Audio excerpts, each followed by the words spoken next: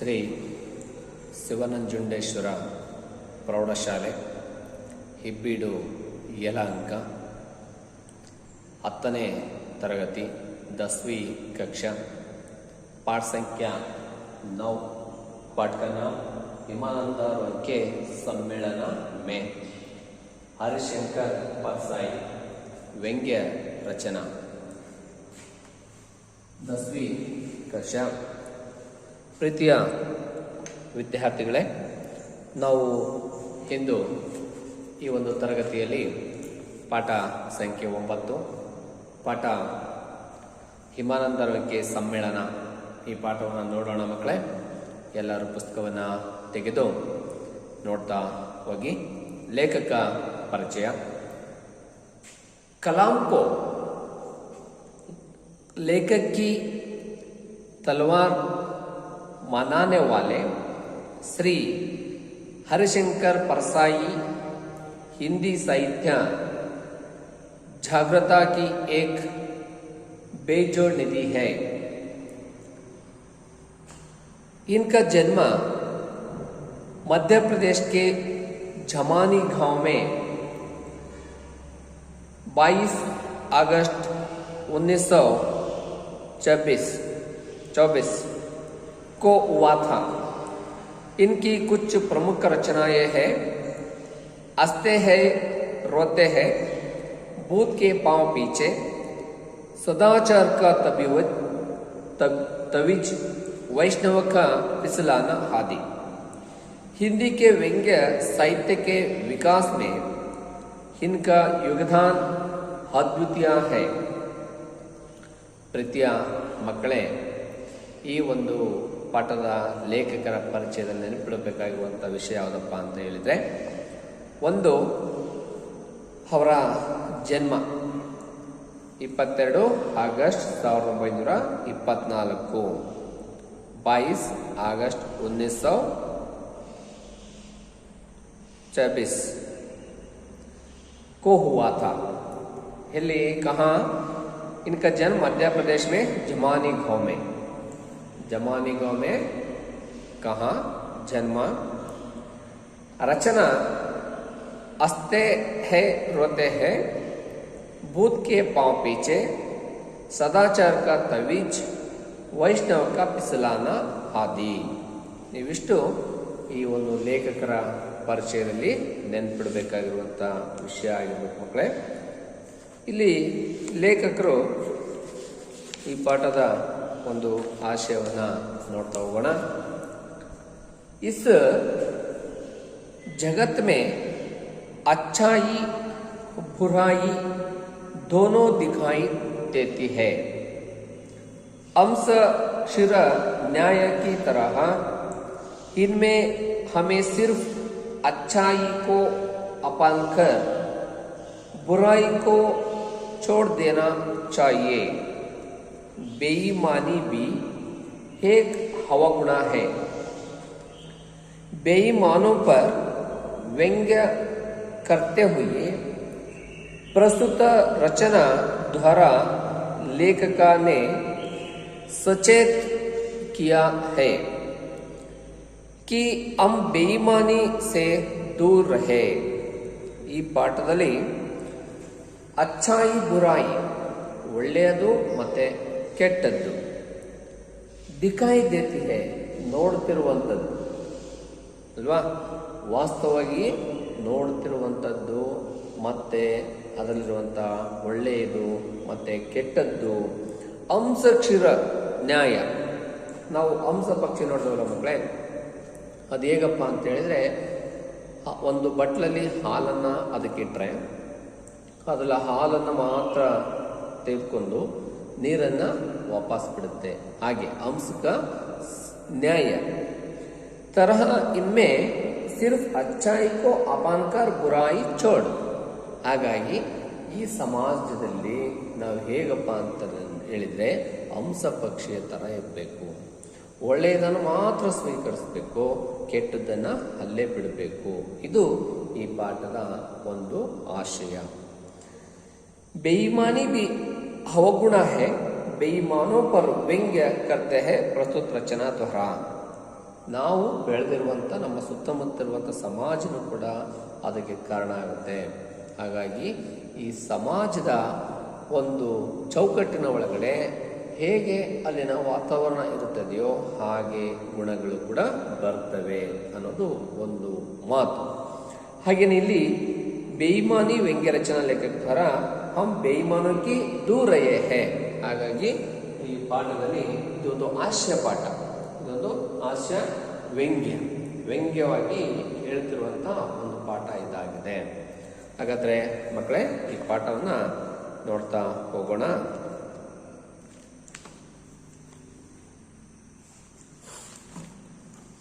प्रस्तुत व्यंग्य रचना में एक सामाजिक असंगति को और संकेत किया गया है.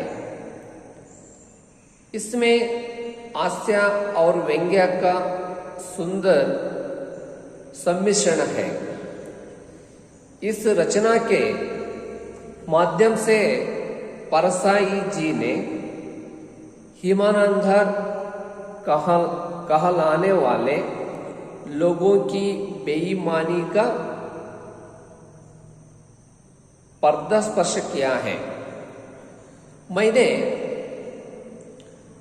कतई ऐसा कुछ नहीं किया जिससे हिमानंदर माना जाओ. ना जाने उन्हें कैसे यहाँ भ्रमा हो गया कि मैं हिमानंदर हूँ. मुझे पात्र मिला. हम लोगों इस शहर में एक हिमानंदर सम्मेलन कर रहे हैं. आप देश के प्रसिद्ध हिमानंदर है. हमारी प्रार्थना है कि आप इस सम्मेलन का उद्घाटन करें.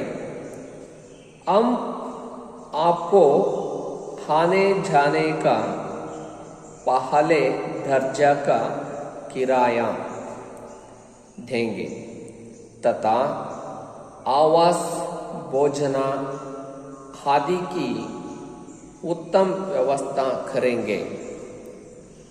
आपके आगमन से ईमानदारों तथा उदीयमान ईमानदारों को बड़ी प्रेरणा मिलेंगी. मैं गया लेकिन अल्फिया कहता हूँ कि ईमानदारी के लिए नहीं गया. ईमान से मुझे कुछ लेना देना नहीं है. मैं यहाँ इस सब लगाकर गया कि दूसरे दर्जा में जाऊंगा और पहले का किराया लूंगा. इस तरह 150 रुपये बचेंगे. यहाँ बेईमानी कहाँ लाएंगी, पर उन लोगों ने मुझे राष्ट्रीय स्तर का हिमानंदर माना ही क्यों.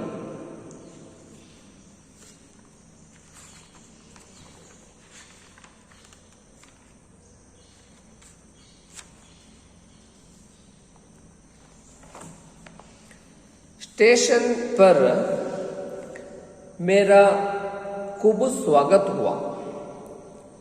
लगभग 10 बड़ी फूल मालाएं पहनाई गई. सोचा आसपास कोई माली होता तो फूल मालाएं भी बेच लेता. मुझे होटल के एक बड़े कमरे में ठहराया गया. मेरे कमरे के बाएं और सामने 2 हल थे जिनमें लगभग 30-35 प्रतिनिधि ठहरे थे. मेरे 2 ईमानदार साथी भी मेरे ही कमरे में आ गए। मैंने सोचा ताल लगाया जाएगा तो इन्हें तकलीफ होगी। मैंने ताल नहीं लगाया। उद्घाटन शानदार हुआ। मैंने लगभग 1 घंटे तक भाषण दिया। लोगों जा चुके थे। मैं था मुख्य अतिथि। मुझसे लोग बातें कर रहे थे। मैं चलने लगा तो चप्पल पहनाने गया। देखा मेरी चप्पलें गायब थी। नहीं और अच्छी चप्पलें थी। अब वहाँ एक जोड़ी फूटी पुरानी चप्पलें बची थी। मैंने उन्हें ही पहना लिया। यह बात फैल गई कि मेरे नहीं चप्पलें को ही पहना गया। एक ईमानदार डेलीगेट मेरे कमरे में आए। कहने लगे, क्यों आपकी चप्पलें को ही पहना गया? मैंने कहा, हाँ, इतने बड़े जलसे में चप्पलों को अदल बदली हो ही जाती है। फिर मैंने ध्यान से देखा। उनके पाँव में मेरी ही चप्पलें थी। वहाँ भी मेरी चप्पलें देखा रहे थे। वे बहुत करके उनकी ही थी। पर वहाँ बेइज्जत मुझे समझाने लगे, देखिए चप्पलें एक जगह नहीं उतरानी चाहिए। यह चप्पल यहाँ उतरिए तो दूसरी 10 फीट दूर, तब चप्पलें चोरी नहीं होती। एक ही जगह जोड़ी होगी तो कोई भी पहना लेगा। मैंने ऐसा ही किया था। मैं देखा रहा था कि वहाँ मेरी ही चप्पलें पहने हैं और मुझे समझ रहे हैं। मैंने कहा, कोई बात नहीं, सुबह दूसरे खरीदा लूँगा। आपकी चप्पलें नहीं गई। यह घानीमंत है। फिर मैंने देखा कि एक बिस्तर की चादर गायब है। मैंने आयोजनकर्ता से कहा तो उन्होंने जवाब दिया, होटल वाले ने दुल्हने को बेच दी होगी। दूसरे हाँ जाएगी, पर दूसरे आई नहीं है। बाद में डेलीगेट का सम्मेलन। ಪ್ರೀತಿಯ ವಿದ್ಯಾರ್ಥಿಗಳೇ, ಈ ಒಂದು ಅವಧಿಯಲ್ಲಿ ಇಷ್ಟನ್ನು ನೋಡೋಣ. ಉಳಿದದನ್ನು ಮುಂದಿನ ಅವಧಿ ಒಳಗಡೆ ಮುಂದೆ ಒರೆಸೋಣ. ಈಗ ಈ ಒಂದು ಪಾಠದ ಹಿಂದಿ ಆಶಯವನ್ನು, ಸಾರಾಂಶವನ್ನು ನೋಡ್ತಾ ಹೋಗೋಣ. लेखक को ईमानदार में भाग लेने के लिए एक बात आया. कहा गया था कि उद्घाटन भी लेखक को ही करना होगा. आने जाने का पहले दर्जा का किराया और अन्य सारे सुविधाएं भी दी जाएगी। ऐसे पात्र में लिखा था। लेखक सोचने लगे कि दूसरे दर्जा में जाकर पहले दर्जा का किराया वसूल कर लूंगा। इस तरह से 150 रुपए बचा जाएंगे।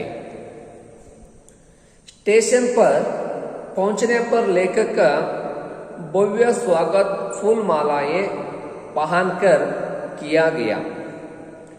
इस पर लेखिका सोचने लगे कि आसपास फूल बेचने वाले हो तो इन फूलों को बेचकर कुछ पैसे प्राप्त किया जा सकता था। सम्मेलन में लेखक ने भाषण दिया कि बाद जब लेखिका अपनी चप्पलें पहनाने गए तो देखा कि चप्पलें गायब थी। बगल में ई फूटी पुरानी लगेगी। क्यों आपकी चप्पलें को ही पहना गया है? लेखक ने उस ईमानदार डेलीगेट को देखा तो उसके पांव में लेखक की चप्पलें थी। डेलीगेट लेखक की पहनी हुई चप्पलों को देखा रहे थे। पता चला कि लेखिका ने भी डेलीगेट को ये चप्पलें पहने हुए हैं।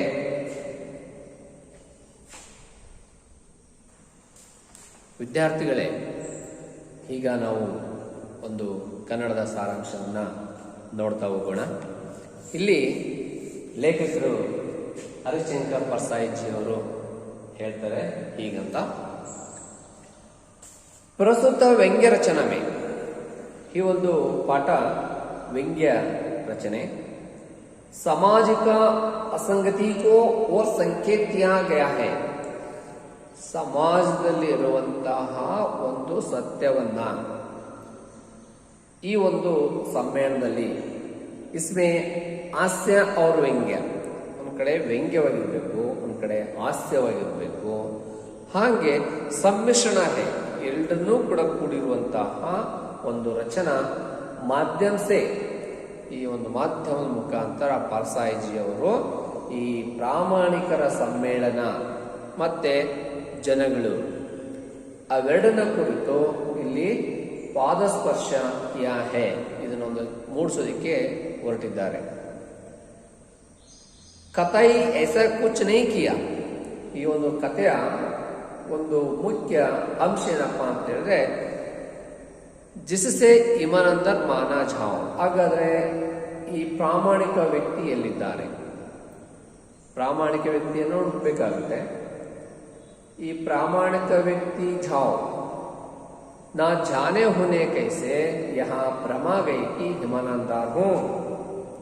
ಹಾಗಾಗಿ ಇಲ್ಲಿ ಹೇಳ್ತಾರೆ ಹಿಮಾನಂದ ಆ ಪ್ರಾಮಾಣಿಕ ವ್ಯಕ್ತಿಯನ್ನ ಹುಡುಕುವಂತಹ ಮತ್ತೆ ಲೇಖಕರ ಒಂದು ಈ ಸಮ್ಮೇಳನ. ನಾವು ಸಮ್ಮೇಳನ ಅಂದ್ರೆ ಗೊತ್ತಿರ್ಬೇಕು ಮಕ್ಕಳೇ. ಈ ಉದಾಹರಣೆಗೆ ಕನ್ನಡ ಸಾಹಿತ್ಯ ಸಮ್ಮೇಳನ, ಹಿಂದಿ ಸಾಹಿತ್ಯ ಸಮ್ಮೇಳನ ಪ್ರತಿ ವರ್ಷ ನಡೆಯುತ್ತೆ. ಆ ಸಮ್ಮೇಳನದ ಉದ್ದೇಶ ಮತ್ತೆ ಗುರಿ ಇಟ್ಕೊಂಡಿರುತ್ತೆ. ಕನ್ನಡ ಸಾಹಿತ್ಯ ಸಮ್ಮೇಳನ ಅಂತ ಹೇಳ ಬಂದಾಗ ನಮ್ಮ ಗಡಿ ಭಾಗದಲ್ಲಿರುವಂತಹ ಒಂದು ಜಿಲ್ಲೆಗಳಲ್ಲಿ ಅಥವಾ ಹೊರ ರಾಜ್ಯಗಳ ಪ್ರಭಾವ ಇರುವಂತಹ ಗಡಿ ಭಾಗದಲ್ಲಿ ಆ ಒಂದು ಕನ್ನಡ ಸಮ್ಮೇಳನವನ್ನು ಮಾಡುವುದರ ಮುಖಾಂತರ ಮತ್ತೊಮ್ಮೆ ಕನ್ನಡವನ್ನು ಬೆಳೆಸುವಂತಹ ಮತ್ತೆ ಪ್ರಚಾರಪಡಿಸುವಂತಹ ಕೆಲಸ ಮಾಡಬೇಕು ಅನ್ನೋ ಉದ್ದೇಶವನ್ನು ಇಟ್ಕೊಂಡು ಆ ಸಮ್ಮೇಳನವನ್ನ ಮಾಡ್ತಾ ಬರ್ತಾರೆ. ಹಿಂದಿ ಸಾಹಿತ್ಯ ಸಮ್ಮೇಳನ ಅಂತೇಳಿ ಕರೆದಾಗ ಹಿಂದಿ ಮಾತೃಭಾಷೆ ಇರುವಂಥ ರಾಜ್ಯಗಳಲ್ಲಿ ಈ ಒಂದು ಭಾಷೆಯನ್ನು ಒಂದು ಪ್ರಚಾರ ಪಡಿಸೋದಕ್ಕೆ, ಮಾತೃಭಾಷೆಯನ್ನು ಬೆಳೆಸೋದಕ್ಕೆ ಈ ಹಿಂದಿ ಸಾಹಿತ್ಯ ಸಮ್ಮೇಳನಗಳು ನಡೀತವೆ. ಹಾಗೆ ಇಲ್ಲಿ ಕೂಡ ಒಂದು ಸಮ್ಮೇಳನ ನಡೀತಾ ಇದೆ, ಪ್ರಾಮಾಣಿಕರ ಸಮ್ಮೇಳನ. ಈ ಒಂದು ಪ್ರಾಮಾಣಿಕರ ಸಮ್ಮೇಳನದ ಮುಖಾಂತರ ಈ ಸಮಾಜಕ್ಕೆ ಒಂದು ಮಾರ್ಗದರ್ಶನವನ್ನು, ಆ ವ್ಯಕ್ತಿಯ ಆದರ್ಶಗಳನ್ನು ನಾವು ಬೆಳೆಸಬೇಕು. ಜೊತೆಗೆ ಈ ಸಮಾಜಕ್ಕೆ ಒಂದು ಕೊಡುಗೆಯಾಗಿ ಕೊಡಬೇಕು ಅನ್ನೋ ಒಂದು ಆಶಯದ ಮುಖಾಂತರ ಅಲ್ಲಿ ಒಂದು ಸಮಿತಿಗಳನ್ನು ರಚನೆ ಮಾಡಿ, ವೇದಿಕೆಯ ಸಮಿತಿ, ಆಮೇಲೆ ಡೆಲಿಗೇಟ್ಗಳ ಸಮಿತಿ, ಖರ್ಚು ವೆಚ್ಚಗಳ ಸಮಿತಿ, ಉಪಹಾರ ಸಮಿತಿ, ಹೀಗೆ ಸಮಿತಿಗಳ ಮುಖಾಂತರ ಕೆಲಸ ಕಾರ್ಯಗಳನ್ನು ಹಂಚಿಕೆ ಮಾಡಿ ಆ ಒಂದು ವ್ಯವಸ್ಥಿತವಾಗಿರುವಂಥ ಒಂದು ವ್ಯಂಗ್ಯ ಹಾಸ್ಯವಾಗಿರುವಂಥ ಒಂದು ಸಮ್ಮೇಳನದ ಒಳಗಡೆ ಆಗುವಂಥ ಘಟನೆಗಳನ್ನು ಇಲ್ಲಿ ವ್ಯಂಗ್ಯವಾಗಿ ಮತ್ತು ಹಾಸ್ಯವಾಗಿ ಇದನ್ನು ಬಿಂಬಿಸ್ತಾ ಹೋಗ್ತಾರೆ ಕವಿ ಹರಿಶಂಕರ್ ಕಸಾಯಿಜಿಯವರು. ಆದರೆ ಸಮ್ಮೇಳನದಲ್ಲಿ ಭಾಗವಹಿಸಲು ಬಂದಂತಹ ಒಂದು ಪಾತ್ರ ಒಂದು ಕೈ ಸೇರಿತು. ಇಲ್ಲೇನು ಮಾಡ್ತಾರೆ, ಒಬ್ಬ ಹಮ್ ಲೋಗೋ ಇಸ್ ಸಹಾರ್ ಮೇ ಏಕ್ ಇಮಾನಂದರ್ ಸಮ್ಮೇಳನ ಕರ್ ರಹೆ ಹೈ. ಹಾಗಾದರೆ ಈ ಸಮ್ಮೇಳನವನ್ನು ಎಲ್ಲಿ ಮಾಡಬೇಕು? ಈ ಸಮ್ಮೇಳನವನ್ನು ಮಾಡಬೇಕಾದ್ರೆ ಒಂದು ನಗರ ಪ್ರದೇಶದಲ್ಲಿ, ಎಲ್ಲಿ ಮಾಡಬೇಕು? ನಗರ ಪ್ರದೇಶದಲ್ಲಿ ಇದನ್ನ ಮಾಡಬೇಕು ಅಂತೇಳಿ ಒಂದು ತೀರ್ಮಾನವನ್ನು ಮಾಡ್ತಾರೆ. ಹಾಗೆ ಆಪ್ ಇಸ್ ಸಮ್ಮೇಳನ ಕಾ ಉದ್ಘಾಟನ ಕರೆ. ಈ ಸಮ್ಮೇಳನವನ್ನ ಒಬ್ಬ ಉದ್ಘಾಟಕರಿಂದ, ಆಯೋಜಕರಿಂದ ಏನ್ ಮಾಡ್ತಾರೆ, ಉದ್ಘಾಟಿಸಬೇಕು ಅಂತೇಳಿ ಆಪ್ ಹಾನೆ ಜಾನೆ ಪಹಲೆ ದರ್ಜೆ ಕಾ ಕಿರಾಯ ದೇಂಗೆ ತೋ ಆವಾಸ್. ಆ ಸಮ್ಮೇಳನದ ಉದ್ಘಾಟನೆಗೆ ಬರುತ್ತಿರುವಂಥ ಆ ವ್ಯಕ್ತಿಗೆ ಪ್ರಥಮ ದರ್ಜೆಯಲ್ಲಿ ಬರೋದಕ್ಕೆ ಬೇಕಾಗಿರುವಂತಹ ಹಣವನ್ನು ಮತ್ತು ಹೋಗೋದಕ್ಕೆ ಬೇಕಾಗಿರುವಂತಹ ಹಣವನ್ನು ಕೊಡ್ತೀವಿ ಅಂತೇಳಿ ಒಂದು ಪತ್ರದ ಮುಖೇನೆ ಅವರಿಗೆ ಬರೀತಾರೆ. आपके आगमन में ईमानदारों के तथा दाईमान के ईमानदारों को बड़ी प्रेरणा मिलेगी. ಆ ಒಂದು ಪ್ರಾಮಾಣಿಕರ ಸಮ್ಮೇಳನಕ್ಕೆ ಬರುತ್ತಿರುವಂಥ ಒಬ್ಬ ಉದ್ಘಾಟಕರು ಹೇಗಿರ್ಬೇಕಪ್ಪ ಅಂತ ಹೇಳಿದ್ರೆ, ಅಲ್ಲೆಲ್ಲರೂ ಕೂಡ ಪ್ರೇರಣರಾಗಬೇಕು, ಅವರನ್ನು ನೋಡಿ ಆದರ್ಶಗಳಾಗಿರ್ಬೇಕು. ಹಾಗೆ ಮೈ ಗಯಾ ಲೇಕಿನ್ ಅಲ್ಫಿಯಾ ಕಹಾತಾ ಹೋ ಕಿ ईमानदारों की प्रभाव बीरಬೇಕು के लिए ईमान से मुझे कुछ लेना देना है. हिसाब लगाकर गया कि दूसरे दर्जे से पहले और पहाने का किराया जाऊंगा. ಆದರೆ ಆ ಉದ್ಘಾಟಕರು ಏನು ಮಾಡ್ತಾರೆ, ಅವರು ಹಣವನ್ನು ಪ್ರಥಮ ದರ್ಜೆಗೆ ಕೊಟ್ಟರೆ ಇವರು ದ್ವಿತೀಯ ದರ್ಜೆಯಲ್ಲಿ ಪ್ರಯಾಣವನ್ನು ಬೆಳೆಸ್ತಾರೆ. पर आप लोगों ने मुझे राष्ट्रीय स्तर का ईमानदार माना ही क्यों? ಹಾಗಾದರೆ ಈ ಒಂದು ಉದ್ಘಾಟನೆಗೆ ಬರ್ತಿರುವಂತಹ ಒಬ್ಬ ವ್ಯಕ್ತಿ ಇವರು ರಾಷ್ಟ್ರ ಮಟ್ಟದಲ್ಲಿ ಹೆಸರನ್ನು ಮಾಡಿರುವಂತವರ ಅಥವಾ ರಾಷ್ಟ್ರ ಮಟ್ಟದಲ್ಲಿ ತನ್ನದೇ ಆಗಿರುವಂಥ ಛಾಪನ್ನು ಮೂಡಿಸಿರುವಂಥವರ ಅಂತೇಳಿ ಆ ಜನಗಳ ಮಧ್ಯೆ ಒಂದು ಗೊಂದಲಗಳು ಸೃಷ್ಟಿಯಾಗಿರ್ತವೆ. ಹಾಗೆ ಖೂಬ್ ಸ್ವಾಗತ ಹುವಾ, स्टेशन पर आइए, या देखिए फूलमाला का लोगों के साल में बाग बिन ಅಲ್ಲಿ ಆ ಉದ್ಘಾಟಕರು ಬರ್ತಾ ಇದ್ದಾರೆ ಅಂತೇಳಿ ಆ ರೈಲ್ವೆ ಸ್ಟೇಷನ್ಗೆ ಹೋಗಿ ಅಲ್ಲಿರುವಂಥ ಕಮಿಟಿ, ಆ ಸಮಿತಿ ಏನು ಮಾಡುತ್ತೆ, ಅವ್ರನ್ನ ಹೂವಿನ ಗುಚ್ಛವನ್ನು ಹಾಕೋದ್ರ ಮುಖಾಂತರ ಅವ್ರನ್ನ ಸ್ವಾಗತವನ್ನು ಮಾಡ್ತಾರೆ. ನೋಡಿ ಎಷ್ಟು ಚೆನ್ನಾಗಿ ಸ್ವಾಗತವನ್ನು ಮಾಡಿ ಅವ್ರನ್ನ ಇನ್ವೈಟ್ ಮಾಡ್ತಾ ಇದ್ದಾರೆ ಅಲ್ವಾ. ಹೀಗೆ ಅವ್ರ ಮುಂದೆ ಮಾತನ್ನ ಹೇಳ್ತಾರೆ. ಎರಡನೇ ದರ್ಜೆಯಲ್ಲಿ ಪ್ರಯಾಣವನ್ನು ಮಾಡಿ ಮೊದಲ ದರ್ಜೆಯ ವೆಚ್ಚವನ್ನು ಪಡೀತಾರೆ. ಅವ್ರು ಬಂದಿದ್ದು ಎರಡನೇ ದರ್ಜೆಯಲ್ಲಿ, ಅವ್ರ ಹಣವನ್ನು ತಗೊಂಡಿದ್ದು ಮೊದಲನೇ ದರ್ಜೆಯಲ್ಲಿ ನಾನು ಬಂದಿದ್ದೇನೆ. ಈ ರೀತಿ 150 ರೂಪಾಯಿಗಳನ್ನು ಉಳಿಸಬಹುದೆಂದು ಲೇಖಕರು ರೈಲ್ವೆ ನಿಲ್ದಾಣವನ್ನು ತಲುಪಿದಾಗ ಅವರು ಹೂವಿನ ಹಾರವನ್ನು ಹಾಕಿ ಸ್ವಾಗತಿಸಲಾಯಿತು. ಲೇಖಕರು ಈ ಸಂದರ್ಭ ಯೋಚಿಸಿದರು. ಲೇಖಕರು ಒಂದು ಸಂದರ್ಭವನ್ನು ಯೋಚನೆ ಮಾಡಿ ಹೇಳ್ತಾರೆ, ಯಾರಾದರೂ ಹೂವು ಮಾರಾಟ ಮಾಡುವವರಿಗೆ ಈ ಹೂವನ್ನು ಕೊಟ್ಟಿದ್ದರೆ ಸ್ವಲ್ಪ ಹಣವನ್ನು ನಾವೇನು ಮಾಡ್ಬೋದಾಗಿತ್ತು, ತಗೋಬೋದಾಗಿತ್ತು ಅನ್ನೋದ್ರ ಮುಖಾಂತರ ಲೇಖಕರು ಆ ರೀತಿ ಯೋಚನೆಯನ್ನ ಮಾಡ್ತಾರೆ. ಹಾಗೆಯೇ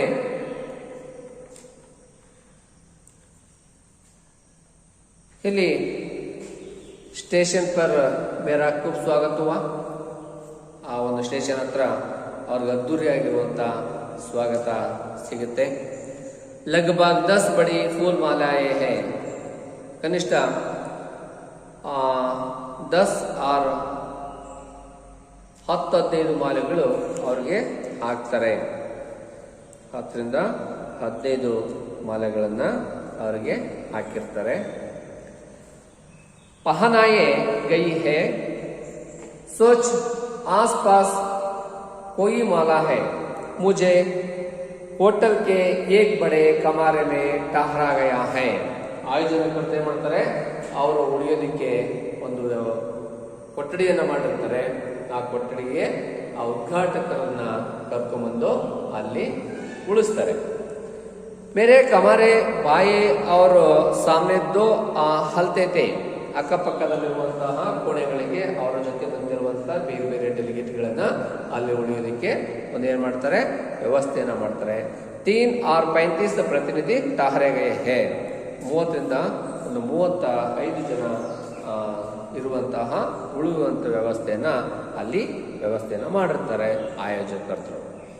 मेरे 2 ईमानदार साथी भी मेरे कमरे में आ गए, मैंने सोचा ताल लगाया जाएगा तो इसे तकलीफ लोगों मैंने ताल लगाया, उद्घाटन का शानदार हुआ है. ಹಾಗಾಗಿ ಆ ಉದ್ಘಾಟನಕ್ಕೆ ಬಂದಿರುವಂತಹ ಆ ವ್ಯಕ್ತಿಯನ್ನ ವೇದಿಕೆಗೆ ಕರ್ಕೊಂಡು ಹೋಗೋದಕ್ಕೆ ಶಾನ್ದಾರ್ಗಳು ಬಂದಿದ್ದಾರೆ. ಹಾಗೆಯೇ लगभग 1 घंटे का भाषण दिया है, ಆ ಉದ್ಘಾಟನೆ ಮಾಡಿರುವಂತ ಉದ್ಘಾಟಕರು ಕನಿಷ್ಠ 1 ಗಂಟೆ ಭಾಷಣವನ್ನ ಮಾಡಲಿದ್ದಾರೆ ಅಂತೇಳಿ ಅವರು ಹೇಳ್ತಾರೆ. ಲೋಗೋ ಜಾ ಚುಕಾತೆ, ಜನಗಳು ಹೇಳ್ತಾರೆ, मुख्य अतिथि मुझसे लोग बातें कर रहे हैं, चलने का लगा, 2 चप्पल पहनाने गए देखा, मेरे चप्पल गयाब्ती है. ಹಾಗಾಗಿ ಆ ಉದ್ಘಾಟಕರನ್ನ ಆ ವೇದಿಕೆಗೆ ಕರ್ಕೊಂಡು ಹೋಗ್ತಾರೆ. ಬಹಳ ಶಾನದಾರ್ ಮುಖಾಂತರ धूमधाम से अद्भुत का स्वागत हुआ. स्टेज पर में मंच पर आसीना बैठ हुआ. बाद में उद्घाटकर 1 घंटा ಭಾಷಣ दिया है, 1 ಗಂಟೆ ಭಾಷಣವನ್ನ ಪ್ರಾರಂಭ ಮಾಡ್ತಾರೆ. ಪ್ರಾರಂಭ ಮಾಡಿದ ನಂತರ ಅವ್ರೇನ್ ಮಾಡ್ತಾರೆ, ಏಕೆ ಮಾನಂತ ಡೆಲಿಗೇಟ್ ಬೇರೆ ಕಮಾರೆ ಮೇ ಹಾಯೆ, ಒಬ್ಬ ಪ್ರತಿನಿಧಿ ಅವರ ರೂಮ್ ಹತ್ರ ಬರ್ತಾನೆ. ಕಹಾನೆ ಲಗೆ ಕ್ಯೂ ಚಪ್ಪಲೆ ಕೊಹಿ ಪಹಾನ ಗಯ, ಅಲ್ಲಿ ಬಂದ ತಕ್ಷಣ ಅವರು ಉದ್ಘಾಟಕರ ಚಪ್ಪಲನ್ನ ಒಬ್ಬ ಡೆಲಿಗೇಟ್ ಹಾಕೊಂಡ್ಬಿಟ್ಟು ಲೇಖಕರ ಹತ್ರ ಮಾತಾಡ್ತಿರುವಂತ ಒಂದು ದೃಶ್ಯ. ಮೈನೆ ಕಹಾ ಹೇಳ್ತಾನೆ, ಹೋ इतने बड़े जलसे हो, चप्पलों की अदली बदली है, ಚೀಟಿ है. ನೋಡಿ, ನಾವು ಹಾಕೊಂಡಿರುವಂತ ಚಪ್ಪಲು ಅದಲಿ ಬದಲಿ ಮಾಡಿದ್ದೀರಾ ಅಂತೇಳಿ ಲೇಖಕರು ಹೇಳ್ತಾರೆ. फिर भी देखा उसके पाँवों को मेरे चप्पलों की भी मेरे चप्पल देखा रहे हैं, ಯಾಕೆ ನಿಮ್ಮಂತರ ಚಪ್ಪಲ್ ಬೇರೆಯವರು ಇರ್ಬೋದಲ್ವಾ ಅಂತೇಳಿ ಆ ಪ್ರತಿನಿಧಿ ಅವರಿಗೆ ಹೇಳ್ತಾನೆ. ಹಾಗಾಗಿ ಈ ಒಂದು पर यहाँ बेचक मुझे समझाते लगे, ಅದಕ್ಕೆ ಪ್ರತ್ಯುತ್ತರವನ್ನು ಕೊಡ್ತಾ, दिखाइए ಚಪ್ಪಲ್ ಏಕ್ ಜಗಹ ನಹಿ ಉತರಾನಿ ಚಾಹಿಯೆ, ಚಪ್ಪಲನ್ನ ಒಂದೇ ಜಾಗದಲ್ಲಿ ಬಿಡಬಾರ್ದು. ಏಕ್ ಚಪ್ಪಲ್ ಯಹಾ ಉತ್ತರಿಯೇ ತೋ ದೂಸರೆ 10 ಪೇಂಟ್ ದೂರಿ ಹೈ. ಒಂದು ಚಪ್ಪಲನ್ನ ಎಲ್ಲಿ ಬಿಟ್ರೆ ಇನ್ನೊಂದು ಚಪ್ಪಲನ್ನ 10 ಮೀಟರ್ ದೂರದಲ್ಲಿ ಅದನ್ನ ಬಿಡಬೇಕು. ಚೋರಿ ನಹಿ ಹೋಗಿ ಹೈ, ಆವಾಗ ಏನಾಗುತ್ತೆ ಕಳ್ಳತನ ಆಗೋದಿಲ್ಲ. ಹೇಗ್ ಕಿ ಜಗಹ ಜೋಡಿ ಹೋಗಿ ತೋ ಕೊಯ್ ಬಿ ಪಹನ ಲೋ ಕಿ ಐಸಾ ಕ್ಯಾ ಥಾ ಅಂತ ಹೇಳ್ತಾನೆ.